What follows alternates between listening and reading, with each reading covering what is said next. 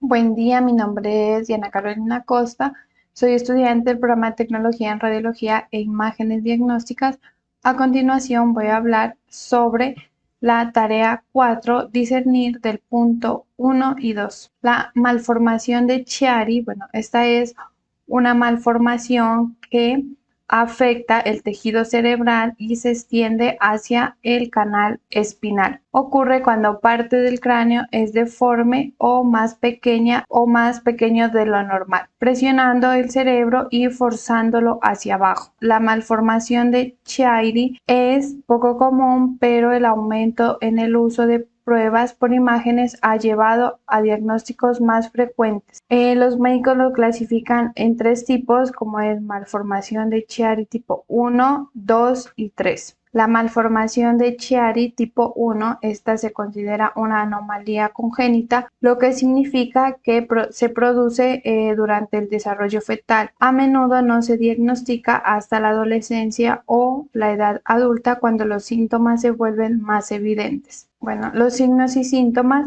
suelen aparecer durante la infancia tardía o la edad adulta. Los dolores de cabeza, a menudo graves, son el síntoma clásico de la malformación de Chiari. Generalmente ocurre después de toser, estornudar o hacer esfuerzos repentinos. Las personas con malformación de Chiari tipo 1 también pueden tener lo siguiente: dolor de cuello, marcha inestable, mala coordinación de las manos, entumecimiento y hormigueo en las manos y pies, mareos, dificultad para tragar, algunas veces acompañada de náuseas, atragantamiento y vómito, problemas del habla como la ronquera. Con menos frecuencia, las personas pueden presentar zumbidos en los oídos, debilidad, ritmo cardíaco lento, curvatura de la columna vertebral relacionada con el deterioro de la médula espinal, problemas respiratorios como apnea central del sueño, que es cuando una persona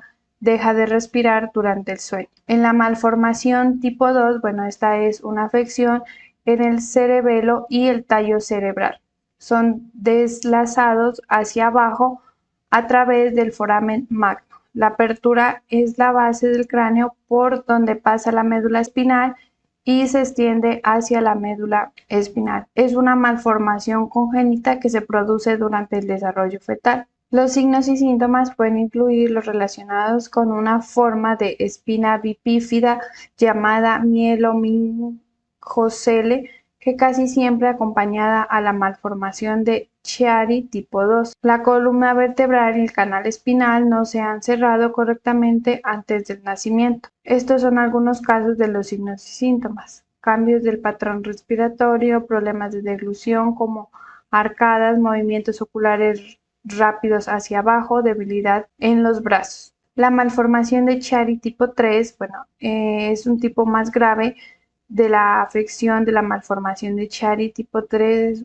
Una porción de la parte del cerebro, cerebelo o el tronco encefálico se prolonga a través de una apertura en la parte posterior del cráneo. Este tipo de malformación de Chiari se diagnostica al nacer o con una ecografía durante el embarazo. Este tipo de malformación tiene una tasa de mortalidad más alta y también puede causar problemas neurológicos. Causas y complicaciones. La malformación de Chiari tipo 1 se produce cuando la sección del cráneo que contiene una parte del cerebelo es demasiado pequeña y está formada, y como consecuencia ejerce presión sobre el cerebro, y la parte inferior del cerebelo, o sea, las amígdalas, se desplazan hacia el canal espinal superior.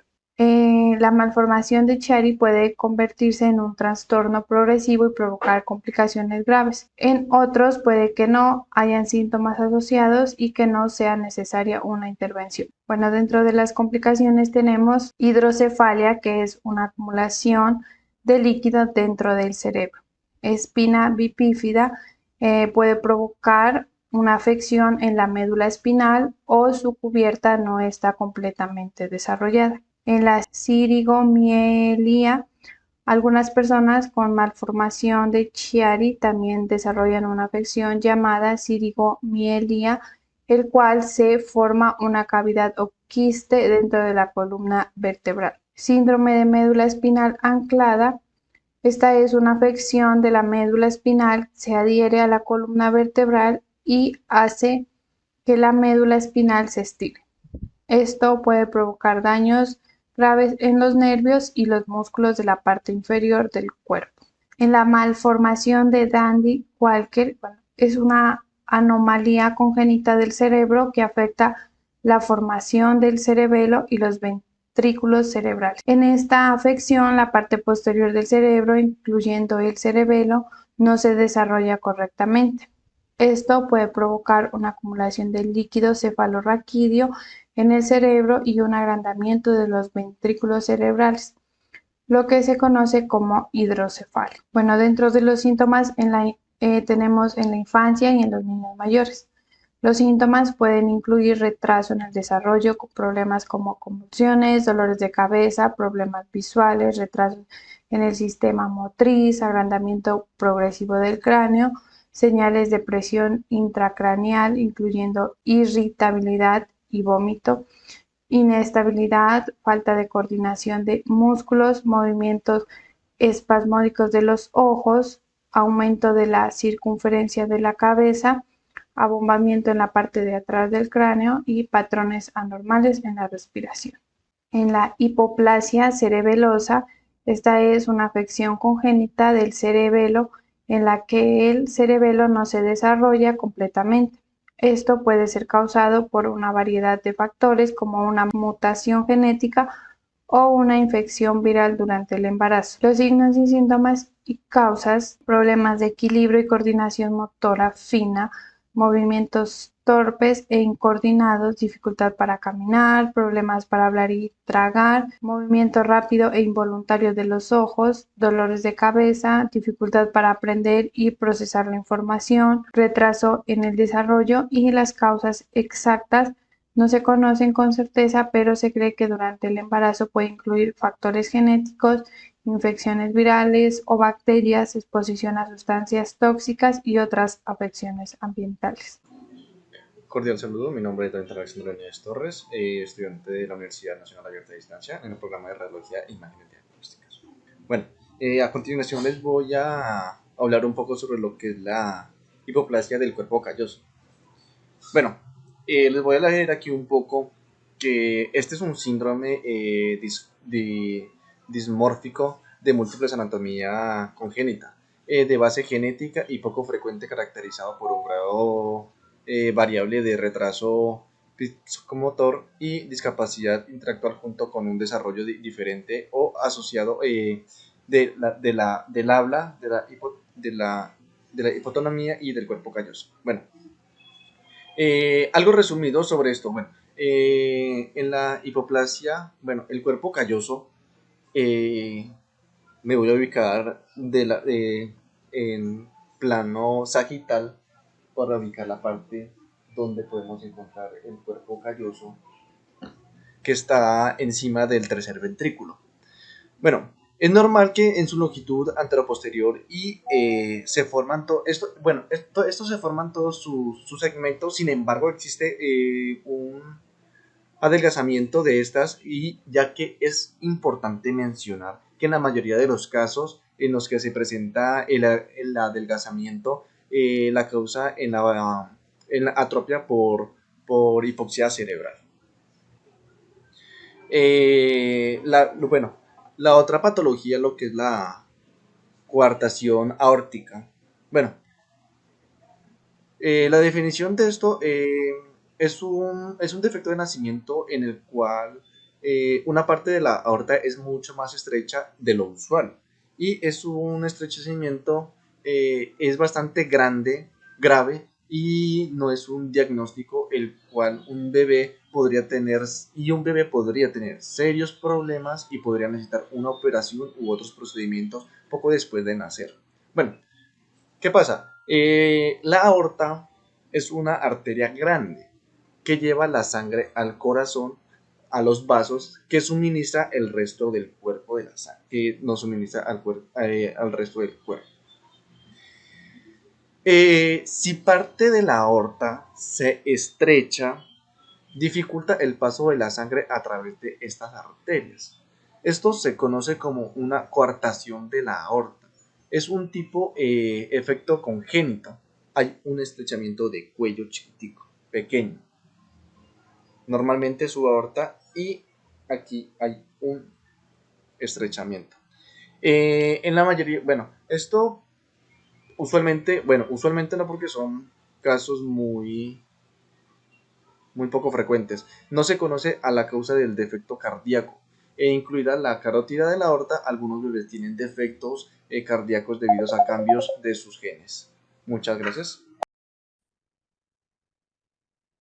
Bueno, mi nombre es Cristian David Pantoja, soy estudiante de Tecnología en Radiología e Imagen Diagnósticas en la ciudad de Paz, Nariño. Le vengo a explicar 3 puntos de la tarea 4 del curso de Radiobiología de Imagenología Pediátrica, el cual consiste en que es la comunicación intraauricular SIA, la comunicación interventricular SIP y los estudios que se realizan en el área de la tomografía computada. Bueno, comenzamos con la interauricular SIA. Ese es un defecto cardíaco que está presente al nacer. Mientras el bebé se desarrolla en el útero, se forma una pared llamada tabique intraauricular, que divide la cámara superior en la aurícula izquierda y derecha. Cuando esta pared se forma, cuando esta pared no se forma correctamente, esto puede provocar una anomalía que permanece después del nacimiento, y esto se denomina como comunicación intraauricular SIA. Las causas por lo cual esta patología se da es que normalmente la sangre no puede circular entre las dos cámaras superiores del corazón. Sin embargo, la SIA permite que esto ocurra. Cuando la sangre circula en las dos cámaras del corazón, esto se denomina como derivación o comunicación SUN. La sangre casi siempre circula del lado izquierdo al derecho. Cuando eso sucede, el lado derecho del corazón se agranda con el tiempo y eso puede acumular presión en los pulmones. Cuando esto sucede, la sangre que circula a través del defecto irá luego a la derecha. Y si esto ocurre, habrá menos oxígeno en la sangre de nuestro cuerpo. Acá podemos ver lo que sería el corazón con sus aurículas y sus ventrículos, tanto izquierdo como derecho, en el cual acá podemos denominar el efecto del tabique auricular. Bueno, esta comunicación intraauriculares se define como premium o secund. Los defectos premium están relacionados con otros defectos cardíacos del tabique ventricular y la válvula mitral. Los defectos secund pueden ser un agujero único, pequeño o largo. También pueden ser un agujero pequeño en el tabique o en la pared entre las dos cámaras. Bueno, los defectos muy pequeños, de menos de 5 milímetros o de un cuarto de pulgada, son menos propensos a causar problemas. Los defectos más pequeños generalmente se descubren más tarde en la vida que cuando uno es más grande. Junto con el tamaño de la silla donde está localizado el defecto, se juega un rol que afecta el flujo de la sangre y los niveles de oxígeno. La presencia de otros defectos cardíacos también es importante. Las causas y los factores de riesgo de esta anomalía es que los defectos cardíacos, como la comunicación intraauricular, en la mayoría de los bebés no se conocen. Algunos bebés tienen defectos cardíacos debido a cambios en sus genes o cromosomas. También se cree que este tipo de defecto cardíaco es causado por una combinación de genes y otros factores de riesgo, como los elementos con los que está en contacto la madre dentro del ambiente, lo que come o lo que bebe o los medicamentos que se usan. Durante el embarazo,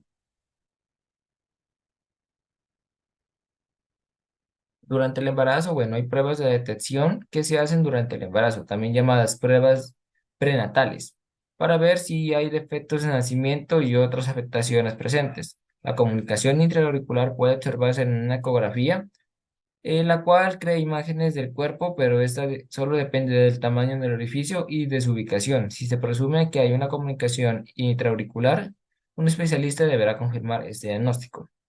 Y después de que nacen, La comunicación intraauricular está presente desde el nacimiento, pero muchos bebés no tienen signos ni síntomas. Los signos y síntomas de una comunicación intraauricular grande o que no ha sido tratada incluyen los siguientes temas: infecciones respiratorias o pulmonares frecuentes, disminución para respirar, cansancio al comer en bebés, dificultad para respirar al hacer actividades físicas o ejercicio, latidos irregulares o sensaciones de sentir el latido del corazón, un soplo cardíaco, la hinchazón de las piernas y el accidente cerebrovascular. Bueno, los tratamientos para esto son que el tratamiento de la comunicación intraauricular depende de la edad y del momento del diagnóstico y la cantidad o la gravedad de los síntomas, del tamaño del orificio y la presencia de otras afectaciones. Algunas veces se necesita una cirugía para reparar el orificio y a veces se recetan medicamentos para ayudar a tratar los síntomas. Bueno, ahora el siguiente tema sería la comunicación interventricular SIP. Bueno, esta comunicación interventricular, interventricular, perdón, la comunicación, bueno, interventricular, este es un defecto que se produce durante el embarazo, si la pared que se forma entre los dos ventrículos no se desarrolla completamente y queda un orificio en ella. Y la comunicación interventricular es un tipo de defecto de nacimiento o congénito del corazón. Con congénito, eso significa que está presente al nacer. En los bebés que no tienen un defecto de nacimiento en el corazón del lado derecho del oxígeno, este bombea la sangre sin oxigenar a los pulmones y del lado izquierdo bombea sangre oxigenada al resto del cuerpo. Bueno, en los tipos de comunicación interventricular serían los siguientes: una comunicación interventricular infundibular, que esta se genera, en general, este es un orificio en donde parte del septo ventricular deben unirse junto debajo de las válvulas pulmonar y aórtica. La comunicación interventricular perimembranosa, eso es un orificio en la sección superior del septo ventricular, y la comunicación interventricular del septo de entrada. Y este es un orificio en el septo, cerca de donde la sangre entra a los ventrículos a través de las válvulas tripúsquide y mitral. Y la comunicación interventricular muscular, ya que este es un orificio en la pared inferior muscular del septo ventricular y es el tipo más común de comunicación interventricular. Las causas y efectos de riesgo, bueno, esos son defectos cardíacos como la comunicación interventricular. En la mayoría de los bebés no se conocen. Algunos bebés tienen defectos cardíacos debido a sus genes o cromosomas. Y también se cree que los defectos cardíacos son causados por una combinación de genes y otros factores de riesgo, como los elementos con los que entra en contacto la madre dentro del ambiente, como lo que come, lo que bebe y los medicamentos que usa. El, el diagnóstico, bueno, pues ese depende del tamaño de la comunicación, ya que esto influirá en los síntomas que habrá presente. Si estos síntomas y si el medicamento eh, o el médico, bueno, el médico deberá oír un soplo cardíaco durante el examen físico y los signos de este defecto cardíaco podrán ser presentes desde el nacimiento o podrían no aparecer hasta mucho después, ya que si el orificio es pequeño, generalmente se va a cerrar solo y es posible que al bebé no presente ningún signo de defecto. Sin embargo, si el orificio es grande, el bebé podría tener síntomas incluidos como los siguientes: dificultad para respirar, respiración fuerte, el cansancio durante la alimentación y poco aumento de peso. Y los tratamientos, bueno, el tratamiento para esto sería de que más que todo depende del tamaño del orificio y los problemas que este podría causar, ya que muchos de estos defectos son pequeños y se cierran solos. Y si el orificio es pequeño y no produce ningún síntoma, el médico revisará al bebé regularmente para asegurarse de que no presente signos de insuficiencia cardíaca y que el orificio se cierre solo. Bueno, Y ahora el último tema que me corresponde sería una ruta que se establece para los servicios de atención completa en una TC y en una RM en relación a cada patología.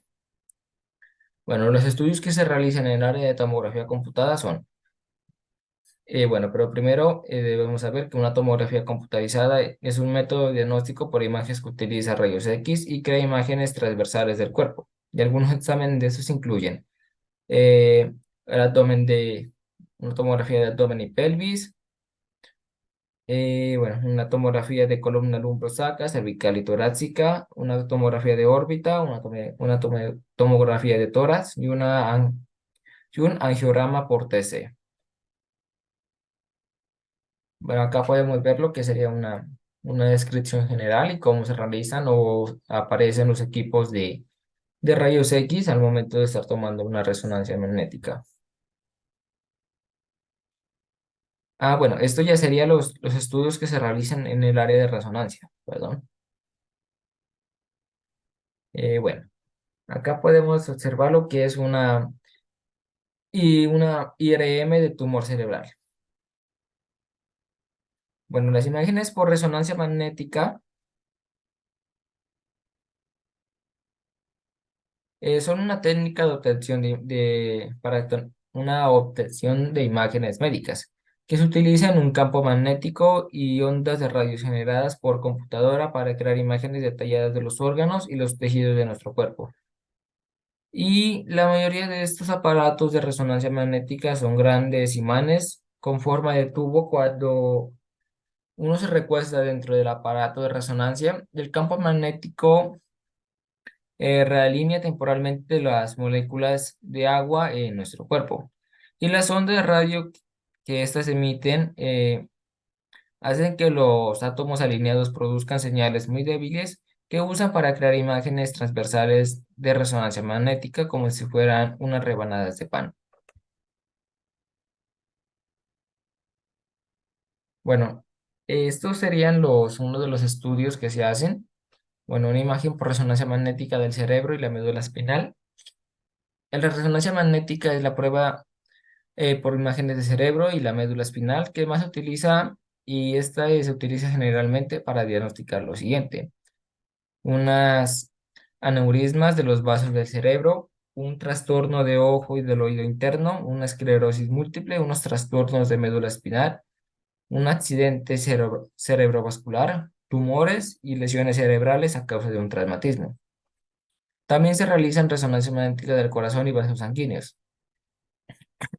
Y esto se utiliza para medir el tamaño y función de las cavidades del corazón, el grosor y movimiento de las paredes, la extensión del daño causado por ataques cardíacos o enfermedades cardíacas, problemas estructurales de la aorta como aneurismas o disecciones y una inflamación o obstrucción de los vasos sanguíneos.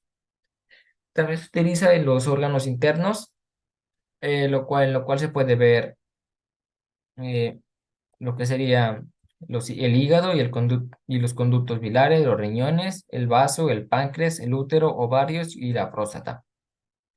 Y en los huesos y las articulaciones, las imágenes por resonancia magnética pueden ayudar a evaluar lo siguiente: una anomalía en las articulaciones como consecuencia de lesiones traumáticas o reiteradas como cartílago o ligamentos dañados, una anomalía de los discos de la columna vertebral, infecciones óseas y tumores en los huesos y los tejidos blandos. Bueno, y estos serían los puntos que me corresponden para esta fase. Gracias. Cordial saludo, mi nombre es Severino Coselpo Peña, soy estudiante de la Universidad UNAD, sede Palmira. El día de hoy pues vamos a hablar sobre el área de la radiología pediátrica y vamos a hablar sobre los servicios de la atención en lo que es el TAP y resonancia magnética, todo relacionado en la radiología pediátrica. ¿Listo?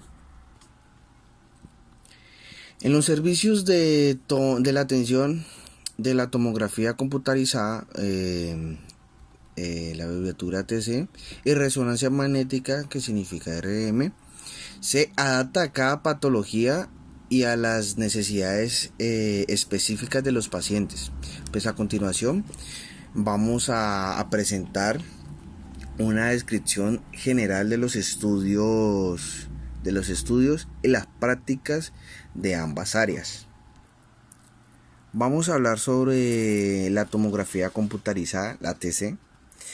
Esta se hace en diferentes estudios en todas nuestras partes del cuerpo. Vamos a hablar sobre los estudios cerebrales, ya que esta nos ayuda a hacer una evaluación de accidentes cerebrovasculares, hemorragias intracraneanas, tumores e infecciones, y también pues traumatismos cerebrales. Encontramos otro estudio también muy importante, que es el estudio de tórax, ya pues nos evalúa lo que son pulmones,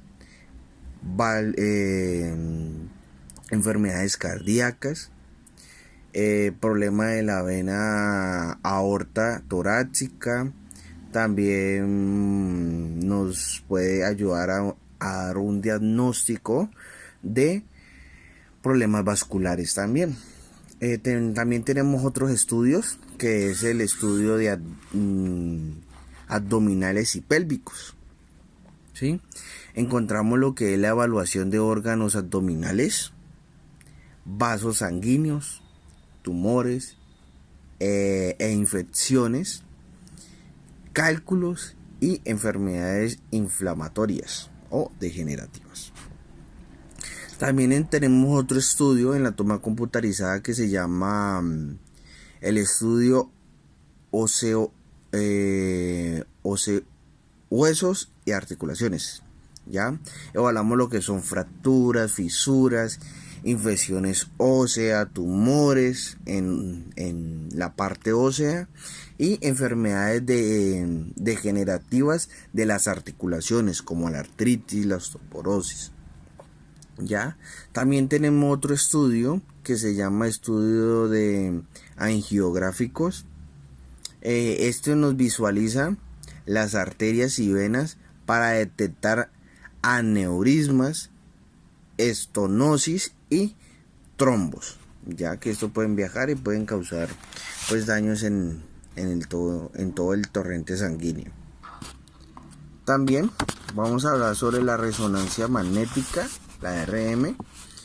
Estos son diferentes estudios que también se realizan en nuestro cuerpo. También pues vamos a hablar un poco de los estudios cerebrales, que es la evaluación de enfermedades neurodegenerativas, tumores cerebrales, infecciones, trastornos del desarrollo y lesiones cerebrales. También tenemos otro estudio, es muy importante, ya aquí cabe lo que es la columna vertebral, es la evaluación de hernias discales, ya estenosis del canal, tumores y infecciones de lo que es la columna vertebral. También contamos con estudios de tórax, evaluación de enfermedades de pulmones, enfermedades cardíacas o problemas cardíacos y de la aorta torácica. ¿Ya? Tenemos otro estudio que es de estudio de abdomen y pelvis, que este nos ayuda a evaluar los órganos abdominales, ¿sí? Vasos sanguíneos, tumores, infecciones y enfermedades inflamatorias. También tenemos otro que es el estudio musculoesquelético, ¿ya?